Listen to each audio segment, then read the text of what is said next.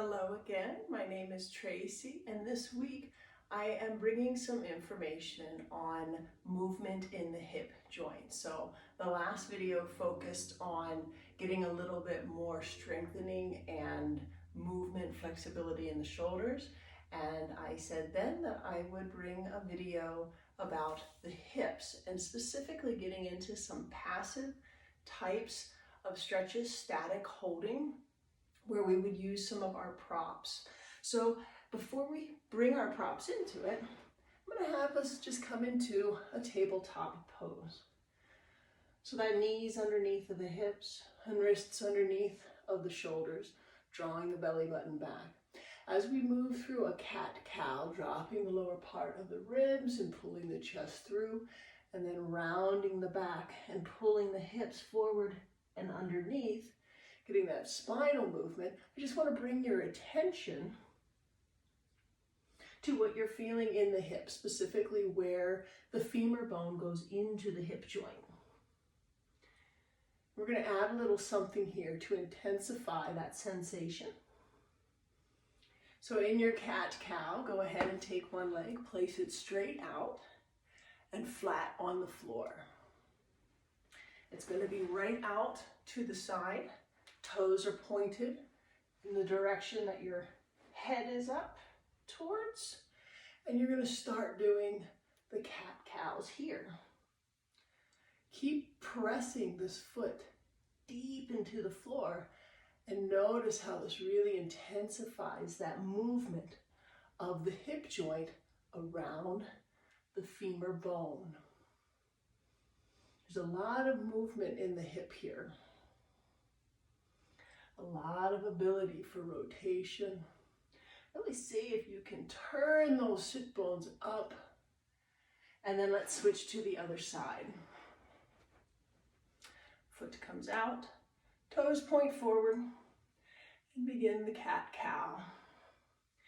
So this is just loosening up. This is also giving us a little spinal movement, a little movement in the shoulders, and if you really let your head float up and down, you'll get a little movement in the neck, loosening everything up. Keep pressing that foot flat into the floor and just feel that movement in the hip. All right, we're gonna move into our passive stretches. So I have a strap. This particular strap is 6 feet long, and that works very well for how I'm going to wrap it around my body. So you can adjust this according to how long your straps are. If you like what it is that I show you, I think you can get these for a couple of dollars. So let's see how to get into that hip. So I'm going to make sure that the metal brackets are not near my head or my feet. So the first thing I'm going to do is just relax the body. So I'm going to actually cup it underneath of my head, bring both feet into the strap, and I'm going to let the strap come down around the base of the skull. My goal here is to let the shoulders drop, to let the legs hang heavy, to let the head fall back into the strap, and to relax my sacrum. So what I'm working on here is just allowing the muscles of the leg and the hip to trust that the strap and the ground will hold the body and allow the muscles to begin to soften. So this is going to be an important piece in allowing our muscles to release and open up.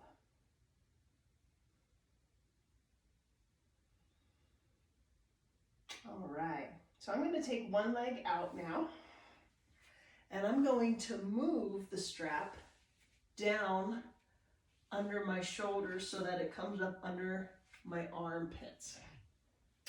So if you're having a lot of hip stress, this is actually really nice to do. I was able to do it just while watching TV lying in the bed and allowing the leg to relax. All the muscles around the thigh and in the hip. So this first one here, I'm just working on stretching into the hamstrings and convincing my sacrum and my back to just relax. As I feel that relaxation, I'm going to move into an opening of the hip. So I'm going to let the foot come down. Now, if my foot doesn't want to come all the way, I can use my blocks to help. So I might put a block up high, or maybe even a couple of blocks down by the foot. So you can use your blocks so that if there's any tension that's keeping the foot from finding a place to rest, you can bring the floor up. Once you have your leg out to the side, squeeze the glutes and pull the hips up and then release. That's going to help get those external rotators activated, open up the front of the body, and allow the hip to open. So you can stay in this for as long as you want. If you want a little bit more action, you can pull the strap tighter, which would allow the foot to come up higher, up closer to the shoulder. Before bringing it up overhead, put a soft bend in the knee so not to torque that knee joint, and lift the foot up. So, for the next stretch, we're getting to the outer hip. So we have inner thigh and hip. Now, we're going to bring it across the body. So once you get the foot across, again, feel free to grab your block. Squeeze the glutes and pull the hips forward. Our goal here is that this top hip is sitting right on top of the bottom hip. Again, you can pull the strap tighter or give it a little bit more room if needed. Use your blocks to lift the leg up if needed. Once you have the hips stacked, then you can pull the top shoulder back and add a twist. Again, the point here is that we're going passive. So we're using our props to help hold the body in that place. And then our goal is to soften the muscles. So if you can hold this for a long time, if it's not too intense, you can even enjoy watching a video, can stream through my YouTube channel and find some more great stretches.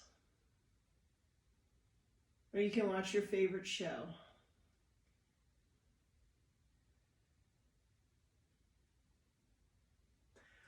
When you're ready to move to the other leg, reset yourself.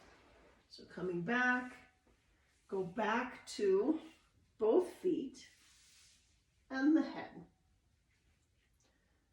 So let the other leg have all of the prep work that we gave the first leg before getting into the stretching routine, softening into the hips, and then bringing the strap down and taking it to one leg.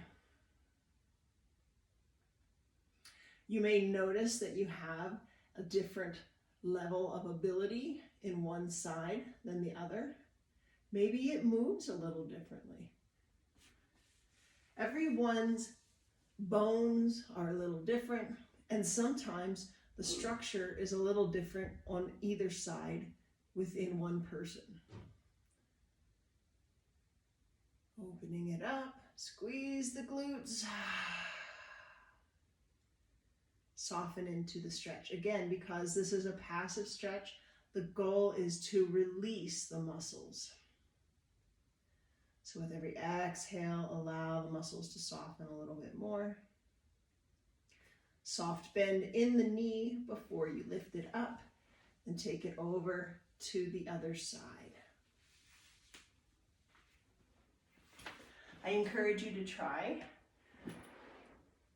this stretching routine a couple of times a week, and give each of those positions a few minutes, so several breaths, to just soften in until you feel that relaxation. And then give your body some time to move out of the stretch. Thank you for joining me. I look forward to bringing you our next exciting video next week. Have a great day.